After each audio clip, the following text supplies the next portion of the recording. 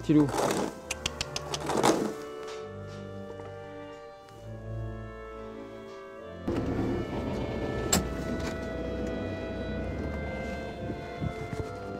Le frein qui refait des siennes.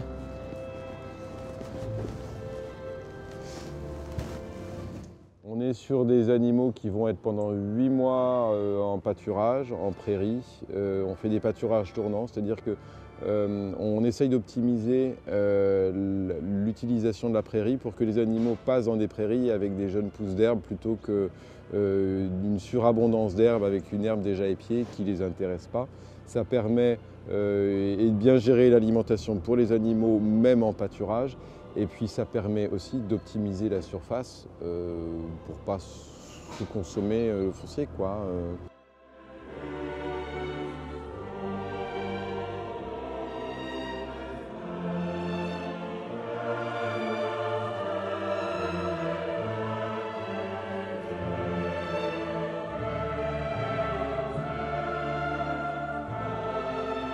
Là, vous avez l'alimentation l'hiver. Finalement, on n'a rien inventé. Hein. Nous, ce qu'on fait, c'est reproduire un peu ce que font les anciens, ce que faisaient les anciens. Déjà, les anciens, ils perdaient rien, gâchaient rien.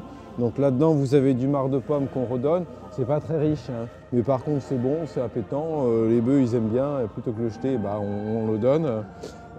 Avec ça, on va retrouver un peu de paille, du foin, de la luzerne. Et puis la betterave sucrière, qui est un aliment qui est extrêmement riche. Alors, il y a 18-20% de sucre dedans. Et puis il y a de l'énergie et c'est extrêmement appétant là encore. Regardez, là vous avez les feuilles qui sont encore entières, donc toute la richesse elle est là-dedans en fait. Là vous voyez la couleur, elle a gardé tout son vert, elle a cuit au soleil cet été.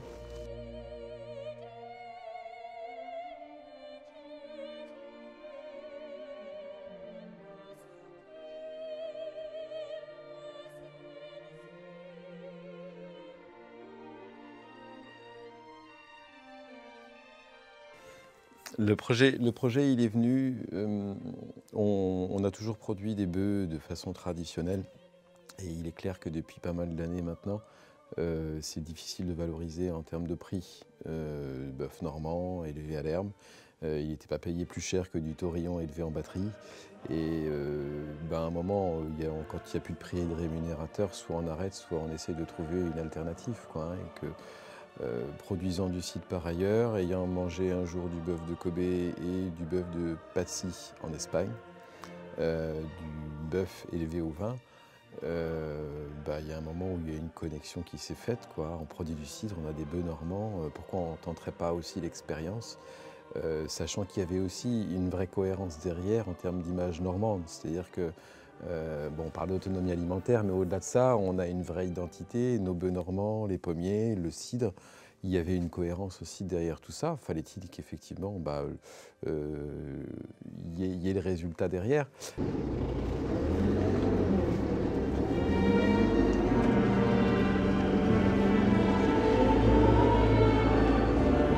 On a des pommiers dans des vergers où sont aussi les animaux, donc il y a cette question d'agroforesterie. Et puis il y a quelque chose qui est dans l'air du temps, c'est de parler d'économie circulaire. C'est la complémentarité des activités au sein d'une ferme, elle est essentielle. Et c'est logique. Enfin, on produit du cidre sur l'exploitation, on en produit un peu plus parce qu'on en a besoin pour les bœufs, mais ça va nous permettre de mieux équilibrer nos assemblages pour le cidre qui est consommé par les humains, ou si on a trop de variétés amères, on va la garder plutôt pour les bœufs et on va mieux équilibrer nos cidres. Si on a un lot qui est un peu loupé ou on n'a pas bien clarifié et on a peur pour la bouteille, on va le donner aux bœufs, donc on n'a pas de perte. Les bœufs vont consommer ces cidres-là, ils ne sont pas mauvais non plus, hein, les cidres, il n'y a pas de souci.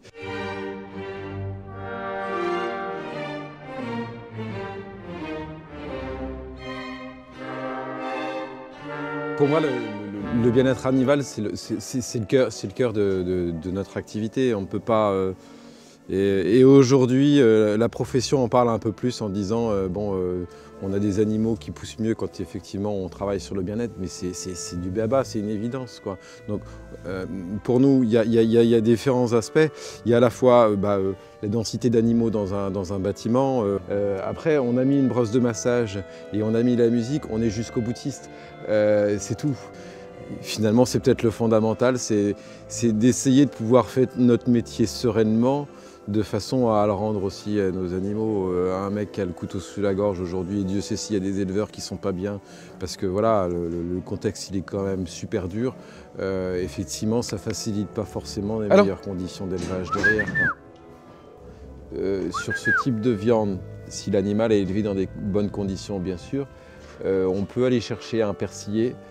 Un vrai persillé bien équilibré avec du gras, donc du goût, et en même temps un bon grain de mâche. On n'a pas, on a peut-être moins de finesse parce qu'on a un beau grain de mâche qui amène de la mastication. Si vous mastiquez et que vous avez du persillé, vous mastiquez du goût et vous avez vraiment une viande, quoi, une vraie viande. On s'attache à pérenniser notre projet avec des restaurateurs locaux. D'abord parce qu'il y a ces identités, que si notre projet fonctionne, on veut aussi le partager avec des acteurs locaux. Les gens sont aussi bien de venir en Normandie pour goûter notre viande plutôt que d'aller la goûter à Hong Kong ou à Singapour ou Dubaï. Et puis derrière, effectivement, des gens prestigieux, je pense à Yannick Aleno, je pense à Ducasse, avec qui on a eu l'occasion, le privilège de pouvoir travailler. Donc on tient aussi à ces tables de renommée et on tient enfin à partager le projet avec des restaurateurs qui ont la passion de bonnes choses.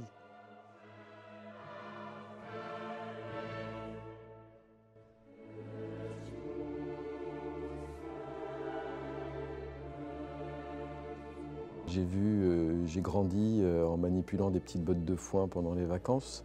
J'ai vu papa se lever à 2 h du matin pour aller véler une vache.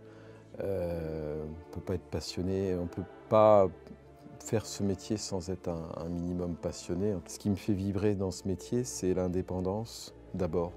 Je pense qu'on est libre. Alors parfois ça a des inconvénients, c'est que si on se plante, on se plante. Mais on a la capacité de pouvoir réaliser plein de choses au travers de ce métier.